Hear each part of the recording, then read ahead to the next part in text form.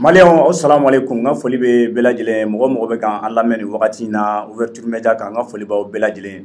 A balimakɛ na aw denkɛ de don Mamadou Jefaga ouverture media an y'a fɔ aw ɲɛna cogo min na n b'a fɔ aw bela jele ka aw bisimila. OM Live jamukan kan OM Live ye jamukan mun n'a bɛ sigi ouverture media la dɔgɔkun kɔnɔ siɲɛ 3 n'a bɛ a dɔn fɔlɔ o ye tɛnɛ kana filanan ye arabadɔn ye n'o ye bi ye. O sabanan o ye jumadon ye ni Ala y'a yira na donc ni don saba ninnu semaine kɔnɔna la an bɛ to ka n'an sigi kana ɲɛfɔli kɛ jamanadenw ye k'an da don ko la ko minnu n'a bɛ tali kɛ jamana ba Maliba kan walasa maliden bɛɛ lajɛlen bɛ se ka faamuyali sɔrɔ a la cogo min na Mali kɔnɔ ani Mali kɔ kan donc o de hukumu kɔnɔna la an y'a fɔ aw ye cogo min na dugubila o ka fisa ni laadawuli ye an nana tuguni ka n'an jɔngo nin kɛnɛ kelen in kan k'a fɔ aw bɛɛ lajɛlen ye ko aw bisimila an ka nin jamukan in kan bi tuguni an nana ni sujet fila de ye. A sujet fɔlɔ o ye sujet min ni o bɛ tali kɛ bandaw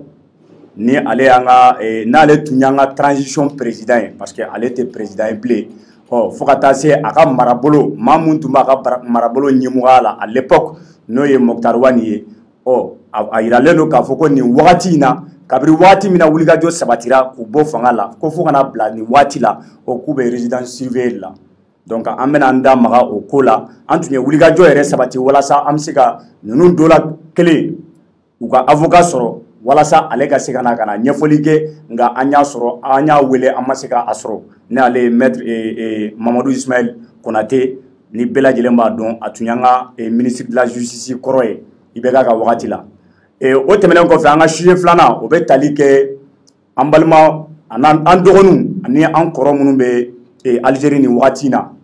a bɛ dɔgɔkun damadɔni bɔ mankan dɔ wulilen don ka ɲɛsin olu fana ma u ka yɔrɔ la wa u bɛ degunba kɔnɔ nin wagati in na an y'a ye kunun u ye communiqué dɔ bila communiqué dɔ y'a yɛrɛ sɔrɔ bɔlɔlɔ sanfɛ communiqué min ni u ka président coordinateur des élèves étudiants stagiaires maliens en Algérie n'ale yɛrɛ o communiqué bila yen communiqué in mun sɛbɛnnen b'a kɔnɔ o de ye ko ninnu kɛra cogo min na a ye communiqué in sɛbɛn lettre de je vais dire a ye lettre in sɛbɛn k'a ɲɛsin Mali ambassadeur mun n'a sigilen bɛ Algérie kɔnɔ walasa u bɛ se ka wulikajɔ bɛɛ lajɛlen sabati lafiya bɛ se ka na olu ma cogo min na donc nin sujet fila ninnu de b'an bolo an bɛna an da don olu la o hukumu kɔnɔna la an kɛlen don ka wele bila n yɛrɛ baarakɛɲɔgɔn ma ni ale ye Abdramane Kulibali n'an b'a fɔ a ma ko Alajɔn n ye welekan bila ale ma ale bɛ yan n bɛna kuma d'a ma a ka foli kɛ yana an ka don babu yɛrɛ kɔnɔna la Abdramane salamu alaikum. Waalaikum salam warahmatullahi Jefaga. Folikan jumɛn b'i bolo nin wagati in na ka ɲɛsin an lamɛnbagaw ni an filɛlibagaw ma. Jefaga n b'i fo ka an filɛbaga bɛɛ fo ka équipe technique fo ka tila k'a ɲini an filɛbagaw fɛ u ka émission in partage kosɛbɛ kuma yɛrɛ ni a nafa kama ka tila k'a fɔ mɔgɔw ye ko Jefaga peut-être a bɔlen tɛ caméra la mais bi i nunbara wasilen don malgré clim bɛ yen o ye kɛlɛjɛlenya signe ye. A kana jigin a la maninka don. A kana jigin a la maninka de don. Voilà, Abdramane, merci beaucoup. Maninka de don, i b'a dɔn Mali kɔni Mali ye sinankunya jamana ye an ka jamana ye nin de y'a diya ye. Ale ye maninka ye ne ye maraka ye donc an bɛ ɲɔgɔn taquiner yan kuma bɛɛ an bɛ fɛn fɔ ɲɔgɔn ma nin ye fɛn ye fɛn mun ni vraiment a kan ka encourager an ka maakɔrɔw c'est vrai que maa caman bɛ minnu ma taa école la nka u ye walew dɔw sabati minnu hali bi jamana in bɛ a hɛrɛ kɔnɔ an b'a fɔ ko minnu bɛ yen n'a bɛ komi sinankunya Ala ka barika don olu la halisa an b'a daminɛ n'an ka sujet filanan ye n'o ye Algérie mun bɛ ka waleya Algérie nin wagati in na an bɛna ka na maa mun kɛra sababu ye ka lettre mun na a sɛbɛnna k'a ɲɛsin Mali ambassadeur mun sigilen bɛ Algérie an bɛna ka na ale yɛrɛ wele a k'a da don ko in na ko in kɛra cogo min na walasa bɛɛ lajɛlen bɛ se ka faamuyali sɔrɔ bari sabula o ye wulikajɔ de sabati ka ɲɛsin anw ma ouverture media k'a fɔ k'an k'an da don nin ko in na walasa autorité n'o ye an ka marabagaw ye olu ka se ka wulikajɔ bɛɛ lajɛlen sabati walasa solution bɛ se ka sɔrɔ u ka degun in na nin wagati in na an bɛna ale wele kow kɛra cogo min na a b'i da don a la ka ɲɛfɔli kɛ walasa bɛɛ lajɛlen bɛ se ka faamuyali sɔrɔ o la cogo min na an b'a a wele nin wagati in na Habib ale tɔgɔ ko Habibu Sisoko Habib allo oui Habib salam alaikum walaikum salam somɔgɔw baasi tɛ kɔni baasi la kɔni sawa alhamdulillah an b'a fɔ i ma ko i bisimila nin wagati in na ouverture media kan aw ye welekan bila aw ma k'a fɔ ko aw bɛ degun na an b'a fɛ i ka ɲɛfɔli kɛ walasa bɛɛ lajɛlen bɛ se ka faamuyali sɔrɔ la degun yɛrɛ a daminɛra cogo di fo kana bila nin wagati in na. D'accord, problème t'a la. N bɛ aw lamɛnbagaw bɛɛ fo fɔlɔ. Ne tɔgɔ Habibu Sisoko, président coordinateur des élèves étudiants et stagiaires maliens en Algérie. Étudiants maliens fɛn fɛn bɛ Algérie olu ka représentant ye ne ye. Voilà. Habibu i ko ko fɛn an y'a ye i ye lettre mun sɛbɛn k'a ɲɛsin Mali ambassadeur ma Algérie kɔnɔ ye. N y'a ye i ko ko a ka gɛlɛya mun b'aw kan nin wagati in na a gɛlɛya sɔrɔla kɛlɛ dɔ de sababuya fɛ. An b'a fɛ i ka a ɲɛfɔ a kɛra cogo mun na kɛlɛ in sɔrɔla cogo mun na fo kana bila fo ka taa fɔ a y'aw yɛrɛ sɔrɔ degun kɔnɔna la. D'accord, donc kɛlɛ in daminɛ cogo tɛ dɔwɛrɛ ye. Final dɔ de tun bɛ ka bɔ Italie, Italie ka final min. I b'i kan kɔrɔta dɔɔni. N ko final dɔ de tun bɛ yen nɔ. Italie ka final min tun bɛ ka jouer comme ne tɛ kɔnɔntan la kɔfɛ kosɛbɛ le 12. Euro finali. Voilà, donc u bɛɛ kun sigilen don a foyer dɔ b'an fɛ yan nɔ bɛɛ bɛ ɲɔgɔn sɔrɔ yan nɔ. Dɔw bɛ kɛ yen nɔ restaurant sugu dɔ don donc bɛɛ bɛ sigi ka match lajɛ ɲɔgɔn fɛ d'habitude. Donc étudiant algérien dɔ de match lajɛ sen fɛ a wulila ka tabali gosi étudiant tchadien dɔ ka tabali gosi fo o ka minɛnw bin ka bɔ tabali kan o ko mun na a b'a ka tabali gosi. A tilala ka ka tabali gosi tuguni. Donc comme n'an bɛ na Algérie an parents bɛ bɛɛ conseiller aw k'aw janto aw yɛrɛ la aw kana na aw da don mankan fɛnw na donc ale yɛrɛ bɔra a ma kuma caya. O kɔfɛ de cɛnin bɔra étudiant algérien bɔra ka taa sɔrɔ ko f'a ka excuse présenter ale la. Ka sɔrɔ ale de ye tabali gosi mais k'a ko cɛnin étranger in ka excuse présenter ale la. Donc o kuma sama samara fo ka kɛ kɛlɛ ye u ni ɲɔgɔn cɛ o terikɛw nana fara a kan ka na étudiant étranger in agresser. Donc a tɔɲɔgɔnw fana nana ka n'u bɔ ɲɔgɔn na. Donc bɛɛ fɛ ko a kuma banna kumar'o ni ɲɔgɔn cɛ c'était bon. Donc o de dugusɛjɛ événement dɔ organiser len don Stuttgart dɔ fɛ. Donc an mɔgɔw taar'u sigi u kun bɛ ka événement in suivi k'a lajɛ. Étudiant algérien dɔ nana don salle kɔnɔna la a kun sulen don. Donc a nana don salle kɔnɔna la ka ninnu daminɛ. Mais ka fɔ ko raciste dɔw bɔ ka dɔgɔyamaw kɛ. Donc mais mɔgɔ ma kuma mɔgɔ si ma réagi. A yɛrɛ terikɛ dɔ algérien dɔ fana y'a sama ka bɔ kɔfɛ a tilala ka don ka n'o kelenw kɛ tuguni. Donc fo ka n'a ɲɛsin min yɛrɛ tun bɛ chaîne kan k'a fɔ k'a b'o agresser mɔgɔw donn'u ni ɲɔgɔn cɛ a bɔra ka taa an ka communauté étrangère président dɔ bɛ yan nɔ k'o agresser o yɛrɛ banalenba don.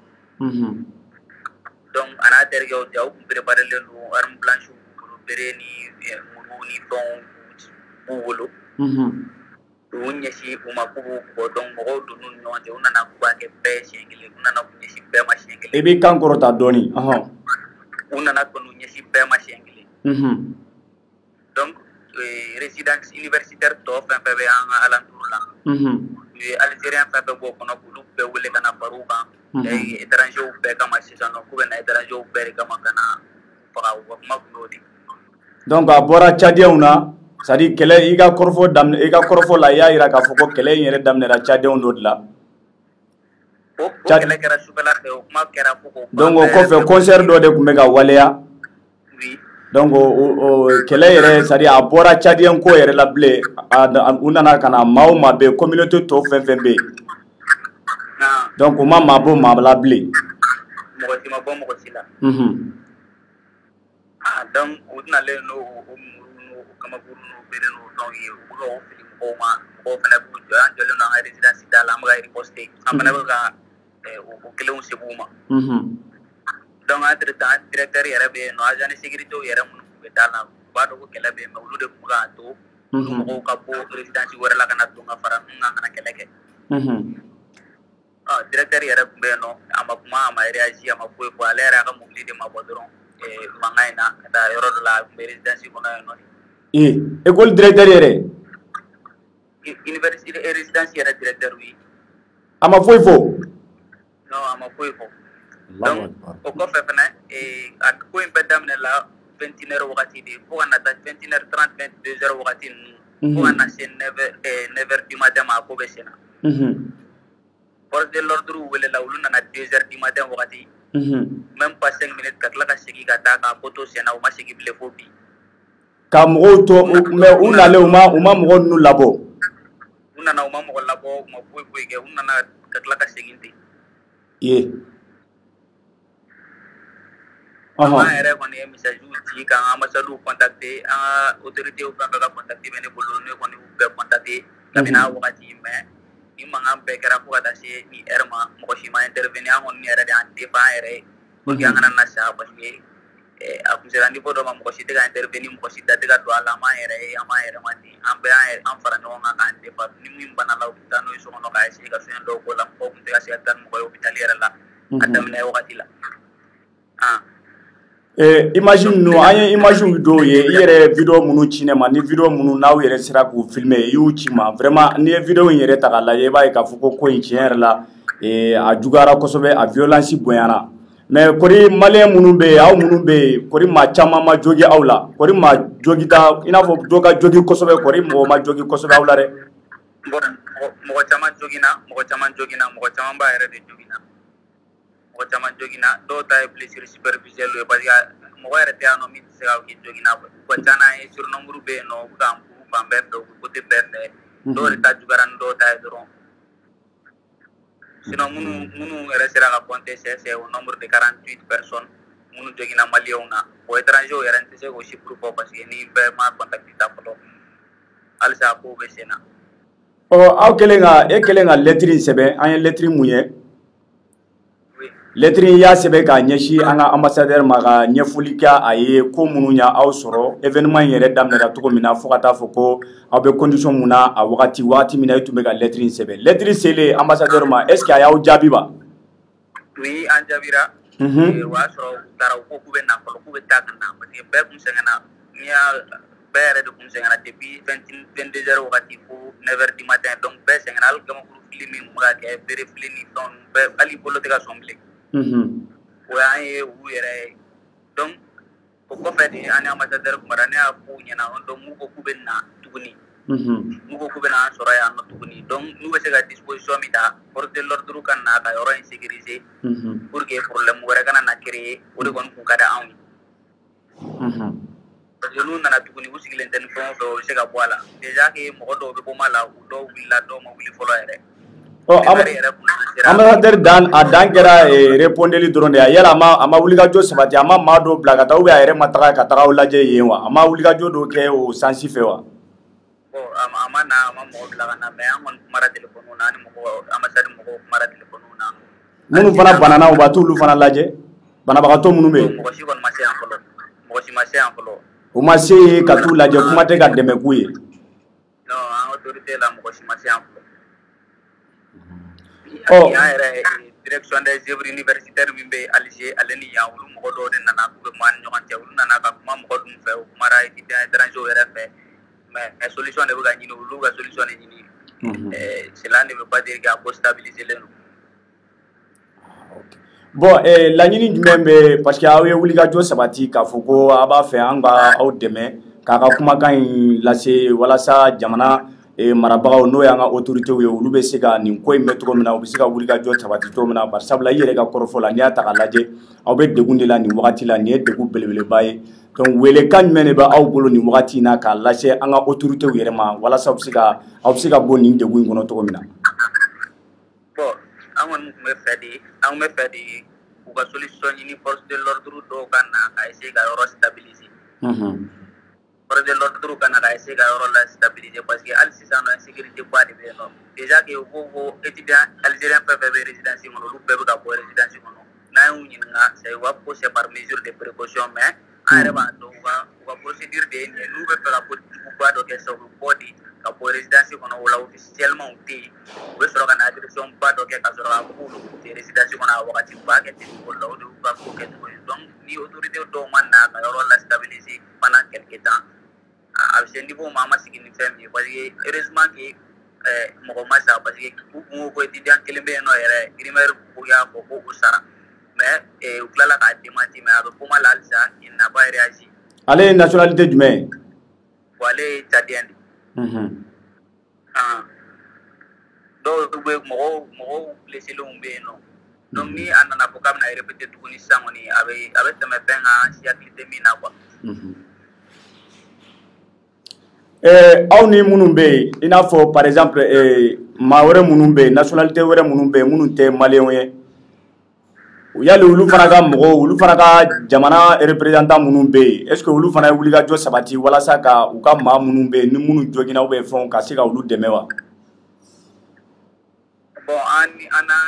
étudiant bɛɛ ka délégué kumara wa délégué bɛɛ bɛ ana n'u bɛɛ kumara bɛɛ y'i ka ambassade contacté bɛɛ bɛ ka procédure kɛ pour que yɔrɔ ka se ka stabiliser joona yanni ɲɛtaga sɔrɔ a la bon n t'a dɔn a suite bɛ cogo min na sisan nɔ fɔlɔ mais ne n'an ambassade de bɛ kuma la an ta fan fɛ. Ok merci beaucoup Habibou. Merci. An bɛ dugawu kɛ yarabi halisa Ala ka aw kisi ka aw tanga. Voilà, donc Malien, an y'a fɔ aw ɲɛna cogo min na nin ye an balimakɛ dɔ de ye n'o ye Habibu Sisoko ye ale ye président coordinateur des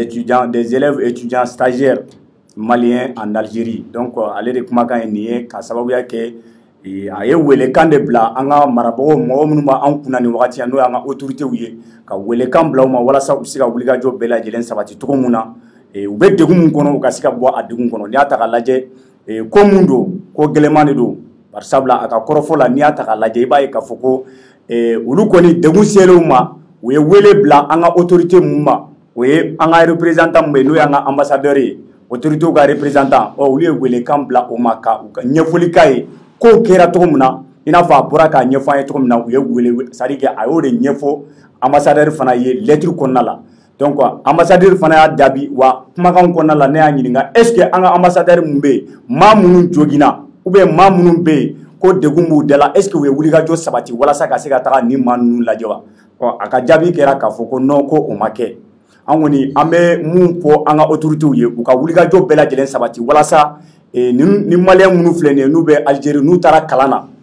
u bɛ Algérie u taara tunga de la an bɛ se k'a fɔ ko u bɛ tunga de la u taara walasa ka se ka fɛn dɔ de dɔn u bɛ se ka segin ka na jamana servi cogo min na donc u bɛ degun mun na an b'a ɲini an ka autorités fɛ u ka wulikajɔ bɛɛ lajɛlen sabati walasa u bɛ se ka bɔ nin degun in kɔnɔna na cogo min na n bɛ ɲɛsin Alajɔn ma Alajɔn i bɔra ka an balimakɛ ka kumakan lamɛn sisan kumakan jumɛn b'i bolo k'a fara a ka fɔta in kan parce que a b'a la yɔrɔ min na a ko ko olu bɛ welekan bila an ka autorités ma u ka wulikajɔ bɛɛ lajɛlen sabati walasa u niw bɛ se ka kisi cogo min na e bɛ se ka jumɛn fara nin ka kɔrɔfɔ in kan. Jifaga nin ye maloya ko ba de ye Jifaga a bɛ mɔgɔ lasiran et puis a bɛ mɔgɔ lamaloya fɛnɛ. A bɛ mɔgɔ lasiran cogo di hadamadenw de nin bɛ ka bɔ ils sont minoritaires u ye jamana min kɔnɔ ni a fɔra ko autorités yɛrɛ fɛnɛ ye nin ko complice ye parce que a ka kuma la a ko u logelen don yɔrɔ min na yɛrɛ ko o directeur bɔra kɛlɛ kalama yan'ale ka jeu calmer a m'o kɛ dɛ a y'a ka mobili de bɔ yen gabakuru ni tasuma kana mobili sɔrɔ sachant bien que nationalité wɛrɛ minnu bɛ y compris les Maliens olu ye minorité ye ka tɛmɛ Algériens kan d'une part d'autre part Algériens wɛrɛw bɛ ka na renfort la force de l'ordre minnu fana bɛ da la olu bɛ k'olu to yen ka don mais c'est clairement défini a ye dugawu k'u faga o de bɛ yen donc o b'a yira u tɛ sécurité la a maloyala ko ye yɔrɔ jumɛn ye Jifaga ale tun man kan tɛ ka nin weleli kɛ ni n ko k'a man kan nin weleli kɛ ambassadeur bɔlen nin kalama a bɛ i n'a fɔ ambassadeur de ye Mali ɲɛ a tulo a fɛn bɛɛ Algérie yen nɔ ni ambassadeur bɛ yen o b'a yira ko Mali président bɛ yen nɔ Assimi bɛ yen bon donc nin ko sugu bɛ se ka kɛ e ma a denmisɛnninw wele ka taga héberger i fɛ yen hali ni o y'a sɔrɔ soden kelen de don ma jamana wɛrɛ fɔ dɛ maliyɛn tɔ minnu bɛ yen u ka sécurité kama n'u bɛ si ambassade cour de kɔnɔ ale kan k'u sama ka bɔ nin burubiyɛn in na fɔlɔ fo ka bɛnkan ka se ka kɛ ko la mais e yɛrɛ ma ye ka taa négociation kɛ e ma u wele ka bɔ yen nɔ u ye fɛn fɔ e o dan tɛ u dun bɛ ka tila k'a f'i ɲɛna mɔgɔ ninnu b'u k'u préparer parce que minnu bɛ yen nɔ qui sont originels d'Algérie ko olu bɛɛ bɛ ka bɔ sans ka résidence to étranger de bolo mais o la risque tɛ yen bilen o mana yɔrɔ encercler mɔgɔ yɛrɛ b'a dɔn hali ni force de l'ordre bɛ fara u kan surtout a ye kuma dɔ fɔ a yɔrɔ la a ko ni ka kɔrɔ ni nin walew sabatira u fɛ dɔrɔn ko u b'u sigi n'a ye ka fɔ ka fɛn dɔ kɛ voilà donc système dɔnnen don n'a kɛra ka kɔrɔ i b'a ye mɔgɔ ninnu bɛ bɔ dɔɔni dɔɔni donc a tɔ bɛ to étranger ye u bɛ se k'u fɛrɛ u ma ka na kojugu kɛ olu la quoi Jifaga n'i ye nin lajɛ nin bɛɛ ye mɔgɔw bɛ hakɛ to mais nin bɛɛ an ka autorités u ma an jigi sigi ko de kɛ u ma baara de kɛ walasa an ka se ka kisi nin tunga jugu ninnu ma c'est vrai tunga ka wusa mɔgɔ ma surtout a kalanama mais ninnu bɛ ka taa filière min kɛ Jifaga 60 ans, plus de 60 ans d'indépendance, MCK a famille comme Mali éducation de qualité. Donc il veut bon qu'à faut qu'il ait ta calami pour quand même compétition sur le marché de l'emploi pour que tu sois à la hauteur. N'a pas qu'il veut au donia mi fena nini, il a vu fena danger les mots qui sont censés te protéger au lieu de faire la ou la diefara. Donc ami ngal les gars comme ngata jami malien on am se ka fo ko encore de jinna ka tla ka nyejini amandi ana jamana kono jamana ko kan fene amandi ana o munu me ni olu ere fene kan ga u joni anye ka to ka andeme olu ere fene ka sirate ana olu ka se ku ka saranu ta dron ka doki c'est tout quoi. Donc ame do de ke ala kana force de mal c'est ou là d'une part, d'autre part ambassadeur ka se ka se ko beke ni ale yɛrɛ du vraiment ci la se autorité ma ni émission ko fa mbanga ni aka foko asmini aga mogo bina fere besi wala sa malien mu no ni ka se ka la kanda je vois l'Algérie n'est pas un endroit sûr pour les Maliens, c'est vrai, c'est pas pour les Maliens, pour les Africains de peau noire, il faut le dire, parce que ambe fin chama ou ga ko lo lieu de faire l'amalgame mais amogo chama be no ibna ye ni coupe du monde ou bien non ni farafun toraka ou soutenu coupe du monde na ou va voir non il représente les pays maghrébins Algérie et voilà il représente les pays maghrébins et non l'Afrique tout entière donc ni toraka Algérie il te demande si ça va en Afrique comme si l'Algérie ne fait pas partie de l'Afrique donc ni afora ani olebe continent kelena iba kala ma ko racisme ka bombi dans la zone maghrébine à l'Europe vis-à-vis des personnes de peau noire. Donc ce n'est pas un endroit sûr pour essayer de nous sauver. De grâce, nous devons poursuivre l'école de moi pour que nous puissions Algérie. Vraiment, merci beaucoup à la Djonga Ninkumaye ni minfo tiens la atete meninka. Et ni ataka laje ambassadeur nous ni ataka laje et à la Djongo do mo banga autorité représenter jamana kokan.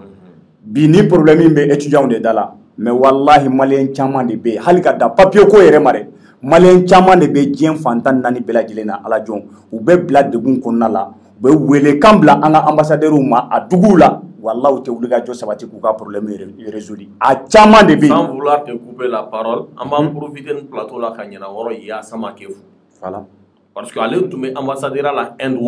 on sentait que la chose bougeait. Voilà. Parce que Ibn ambassade ni et Asie du Sud-Est là, aller de tout au pays nous bé, aller de tout Mali représenter au Jamana nous bé kono. Iba ni ko tu malien kelen soro, ya tout me wuli avec tra. Voilà. Mais au dedo ube ole kama parce que olu de ujigio unyete mawere la unyebu olu de la. On a fora ka foko olu be blade gun konna la, aw te wuli ga jo sabatu uye. Kodo komi sadiga abu jigila misia utu fa okerefe utu ba okerefe ube tunga munai o tunga yi unyeji chero ya audi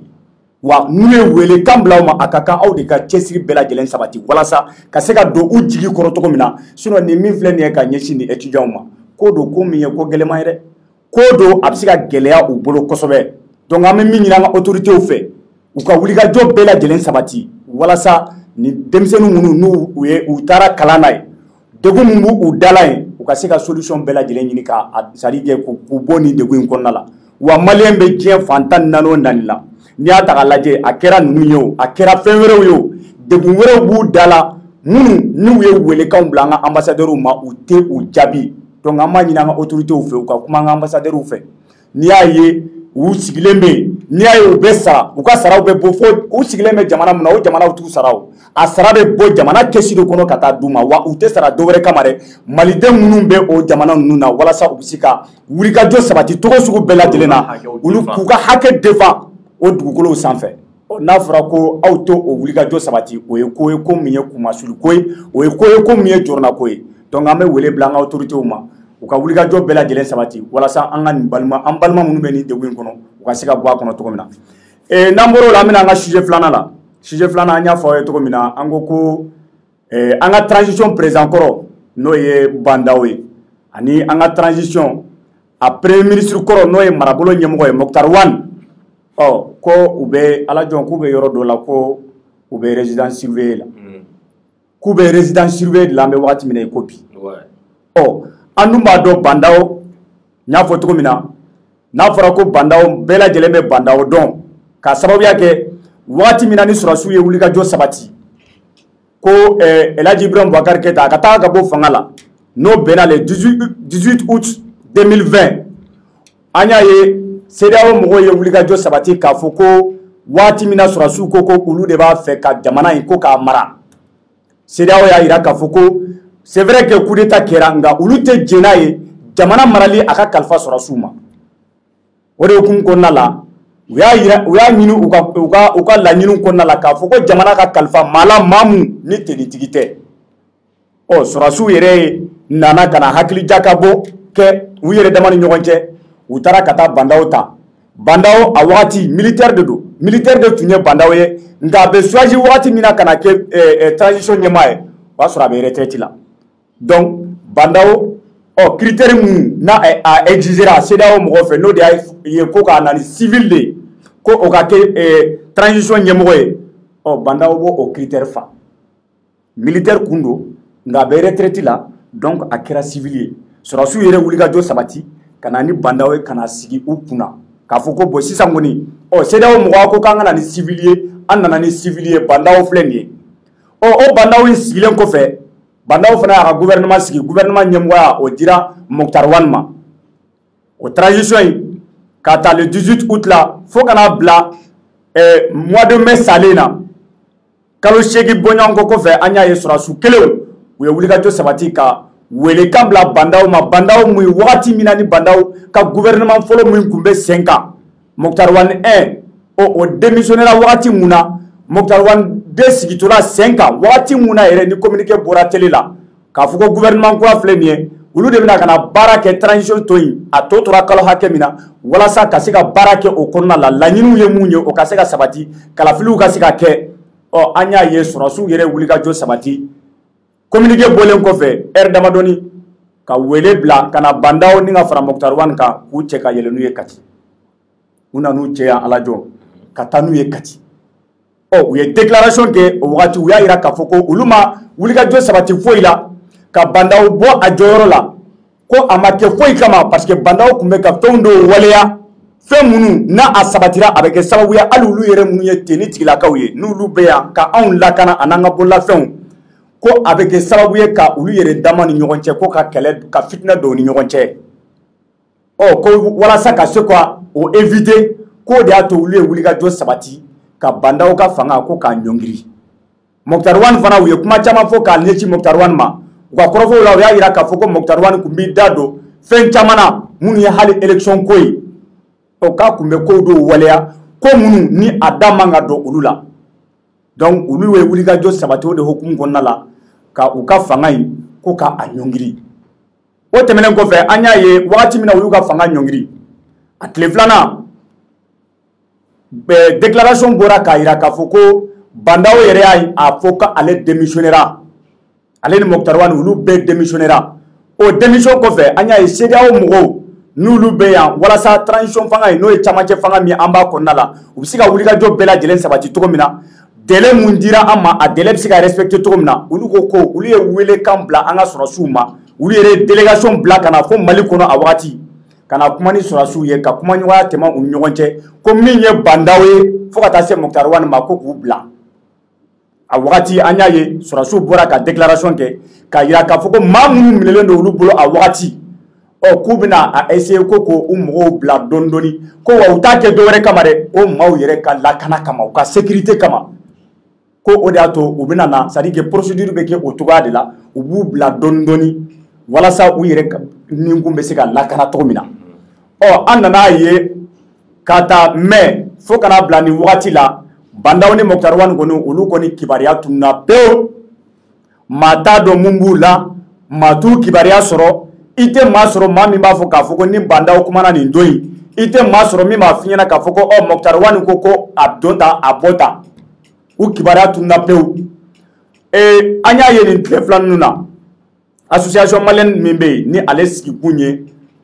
droit de l'homme ye o association bɔra ka déclaration dɔ kɛ k'a fɔ ko bandaw ni Mokhtar Wane k'u bɛ résidence surveillée de la k'u bɛ résidence surveillée de la ko kabiri wagati min na a fɔra a laɲinina k'a fɔ ko k'u bila k'u y'u bila kɔni ka bɔ Kati u jiginna ka bɔ Kati ka na u ka denbaya la ko ka u nalen u ka denbaya la k'u bɛ u surveiller de don 24 heures sur 24 wa ko halu ka dembaya yere bandaw ni Moktar halu ka dembaya u bela jelen de surveiller lu o de ya anw dabali ban an ko o sika ke togodi kuma ga ya antunya men ga amata bala ka sababu yake amata bala muna ango c'est vrai que ante ka Moktar kibaria soro ante ka bandaw kibaria soro nga komi pemba fo nyana folo ka fo ko minelende do ube kube résidence surveillée la ango ko ni dabal banko e ante ka anda do ala folo nga man sigi ka laje ko mana bo ala ko fe ni anga nganda do ala to mina amanda do ala to ala biso marana tuna anya ye Amnesty International ale fana be ya ale organisation non gouvernementale do de ulu fana be kele de ke haramadenw yere ka hakew olu fana y'a yira u ka communiqué kɔnɔna la k'a fɔ ko u bɛ laɲini kɛ an ka autorités fɛ u ka wulikajɔ bɛɛ lajɛlen sabati walasa ka se ka bandaw ani Moktar ko k'u bila ala jɔnw ne ma mun faamuya nin ko in na n bɛ ɲɛsin ma an ka sariya yɛrɛ kɔnɔ sariya b'a fɔ an ɲɛna n'o y'an ka sariya sunba ye o b'a fɔ ko ale yɛrɛ bɛ garanti ta maliyɛnw ye maliyɛn i ka se ka taga ka se ka na c'est-à-dire ale b'o garanti ta i ye liberté de mouvement ko fo n'a y'a sɔrɔ i ye ko waleya ko mun ni c'est-à-dire sariya ye nɔminɛli k'i nɔfɛ n'o tɛ i ka tagali ni i ka nali ko c'est-à-dire o droit b'i bolo o liberté b'i bolo i ko o waleya ni mɔgɔ minnu filɛ nin ye kabiri waati min na n'u bɔra fanga la n'a bɔra sɔrɔsiw ye déclaration mun kɛ tan n'o de ye k'a fɔ ko u tun bɛna wale dɔ sabati ko wale mun tun bɛna kɛ sababu ye olu yɛrɛ sɔrɔsiw ye dama ni ɲɔgɔn cɛ ko mankan fitina tun bɛna don u ni ɲɔgɔn cɛ ani ko Moktar tun bɛ k'a da don kow dɔw la a man k'a da don ko n'a bɔra olu déclaration na an m'a ye k'a fɔ ko procédure dɔ bɛ ka entamé ou ye procédure dɔ entamé contre ces gens là k'a fɔ k'u ye fɛn dɔw waleya k'u taara fɔ tribunal la an m'a ye ko o waleyara nka an kɔni ɲɛ b'a la nin wagati la u bɛ résidence surveillée la est-ce que o ka kan o kɔni man kan o je faga a bɛ fɔ nin de ma ko l'hôpital se fout de la charité minnu ye ku kɛ olu tɛ inquiété fo ku kɛra min na ni o y'a sɔrɔ ku kɛra u la ko u ye yuruguyurugu ko dɔw de kɛ hali ni o y'a sɔrɔ légalité t'a la an bɛ se ka légitimité dɔ di u ka action ma je faga mɔgɔnifin bɛ bila résidence surveillée la cogo di fo o de ka dɔn ni il jugera n'a yera k'a fɔ ko tu n'es pas apte quand même à aller en prison i n'a fɔ banako ta fan fɛ ou bien fɛn wɛrɛ ni so b'i bolo i bɛ se k'a to yen o bɛ k'i ka kaso ye mais o y'a ye ni jugera fɔlɔ o y'a ye ni jugera mɔgɔ min ma juge a b'o o bila résidence surveillée la k'a bali a k'a ka mouvement kɛ mun na je faga i b'a dɔn le Mali jamana in problème bɛ an da la dɛ a fɔ problème ba de bɛ an da la je faga e k'a lajɛ minnu kan ka sariya yɛrɛ labato o de la o don maître tun bɛ k'a fɔ quoi maître Konare Kiledu la jamana in kɔnɔ n'i bɛ fanga la sariya tɛ boli i kan ni i tɛ fanga la de sariya bɛ boli i kan awɔ parce que ni i ye sariya fɛnɛ violer i kan ka minɛ don a bɔ donc minnu bɛ ka nin ko kɛ u bɛ k'u baser mun de kan k'a kɛ je faga mun de reprocher don Moktar ani bandaw la ka taga u bila u ka so kɔnɔ u ka denbayaw ka u bɛɛ encercler u ye mun kɛ maliyɛnw de tɛ i n'a fɔ mɔgɔ tɔw wa u ye min kɛ olu bɛ se directement ka o ɲɛfɔ walima juge bɛ yen u bɛ se ka plainte don u kama ka procédure judiciaire engagée u kama u bɛ se ka nɔ minɛ hali ni o y'a sɔrɔ an b'a dɔn ko président ni ministre kɔrɔ ninnu caman ta kɛrɛnkɛrɛnnenya premier ministre kɔrɔ ani président kɔrɔ ta an b'a dɔn ko o procédure ka jan mais ne b'a dɔn olu il ne manque pas de moyens quand même pour lancer la procédure o ka wusa i ka adamaden ka hakɛ bafoué tan ouais mais Alajo hali n'u ye o procédure yɛrɛ lancer o hali n'a ka jan hali ni o procédure lancera en tant que u ma jugé u man kan tɛ ka bila tan tɔ cogoya la k'u minɛ k'u bila so kɔnɔ u kan ka taa ci minnu na u tɛ se k'o si kɛ ka u datugu u bɛ kaso la u yɛrɛ ka du kɔnɔ u dun m'a minɛ fɔlɔ tiɲɛ yɛrɛ la Alajo n'i y'a ta k'a lajɛ a bɛ donc minnu kan k'i protéger ni olu yɛrɛ de kɛra i séquestrebaga ye a bɛ mɔgɔninfin bila k'i yɛrɛ ɲininka Mali bɛna kɛ cogo di au-delà de tout ça i bɛna ye surasi ninnu ni o ye an ka autorité transitoire ninnu ye an bɛna ye sira de b'u dusukun na parce que u bɛ fɛn caman ye comme menace n'i y'a ye objectivement Bandaw c'est un ancien militaire même si retraite a beau la bi en bas donc tu as sa influence doit se ka ke ala sur sekunda peut-être on va faire nous ya to aka mouvement ke a se ka mo do lawli pour les déstabiliser cela n'engage que moi mais on n'est qu'à analyse propre analyser sinon ni hôtel e banda o kele meze ga mungi sinon ne ko mu ça dit ne ko ni min blanc kuna moi je me suis dit peut-être que ou minen en tout cas là vu que procédure mal lancée contre eux moi évita sur eux ou minen en ko ina wala sa u fana kana se k'u ka version fɔ kɛ ko kɛra cogo min na an kɔni y'a sɔrɔ leur part de vérité u fana ka part de vérité i n'a fɔ Yamusa yɛrɛ y'a fɔ cogo min na ma part de vérité bon peut-être que moi je me suis dit peut-être a bɛ se ka kɛ sɔrɔdasiw y'u minɛ k'u bila yen wala sa u fana kana se ka fɔ parce que n'u fana kumana min fɔ o ye raison dɔ ye mais sauf que rien ne justifie u bɛ ka min kɛ ni aw b'a dɔn u bɛ n'u ka part de vérité min fɔ ni aw b'a dɔn ko o ye nkalon ye aw bɛ siran mun de la tiɲɛ yɛrɛ la Galon c'est que c'est tien là au Jefa. Non, c'est ni ou sirané peut-être ils ont quelque chose à se reprocher.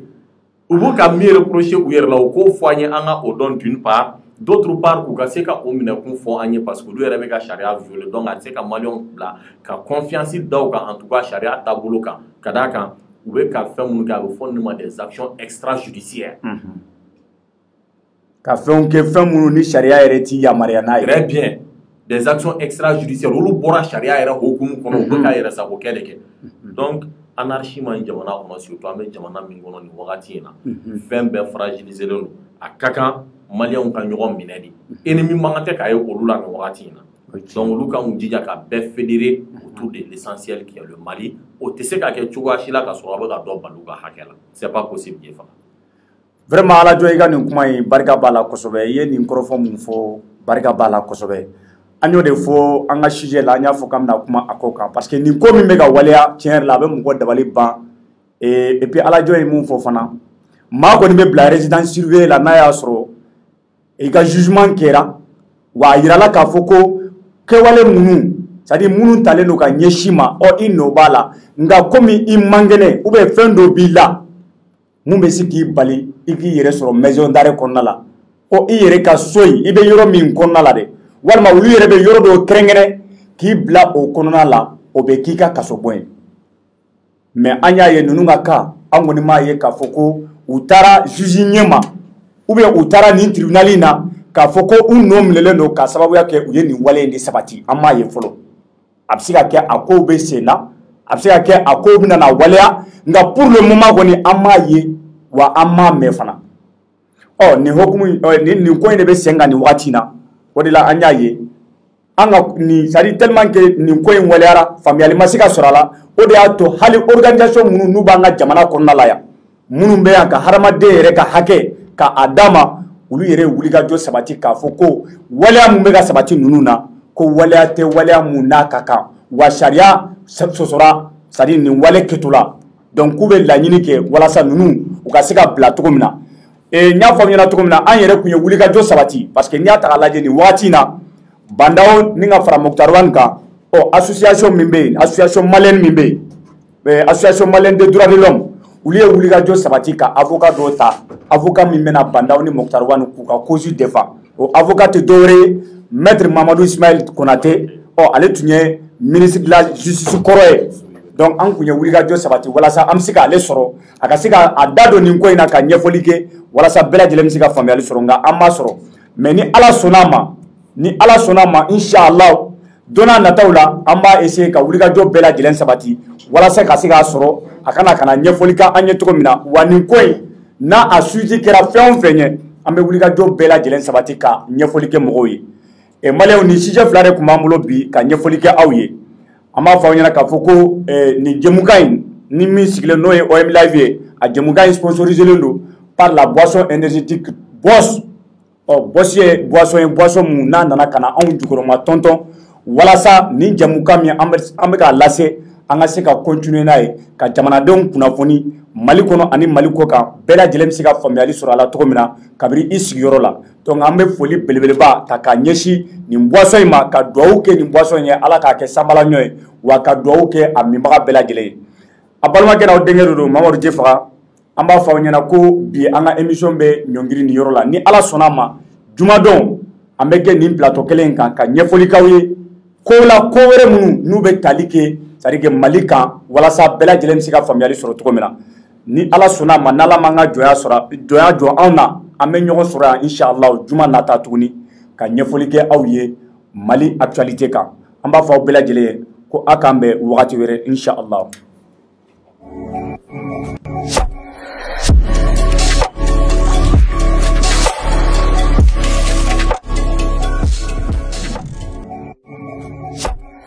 Intense Love, le nouveau parfum pour hommes et femmes by RJ Cosmetics.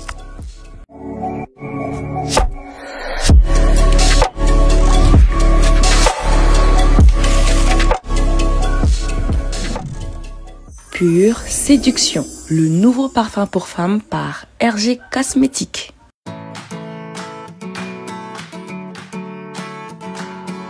Gardez un œil sur vos biens et vos locaux en profitant de la nouvelle offre vidéoconsulte qui vous assure une sécurité optimale en tout temps. Pendant votre déjeuner,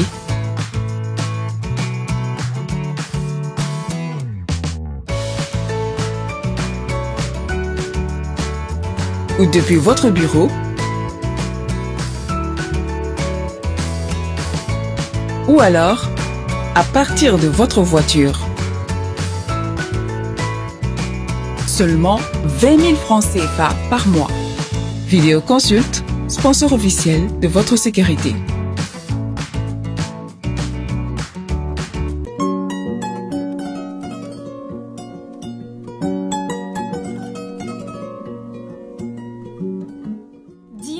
Société Sodima ka safine kura gilannen do awɔ kana aw lafiya a ka sokɔnɔ baara bɛɛ lajɛlen na fini nɔgɔko b'o la minɛ nɔgɔko b'o la fo ka taa se farikolo yɛrɛ saniyali ma safinɛ Dima a jɛnsɛnnen do Mali fan 14 bɛɛ lajɛlen na mɔgɔ minnu fɛnɛ mago b'a caman santa la u bɛ weleli kɛ 75 30 fu ani 51 safinɛ Dima safinɛw ka sanbala ɲɔ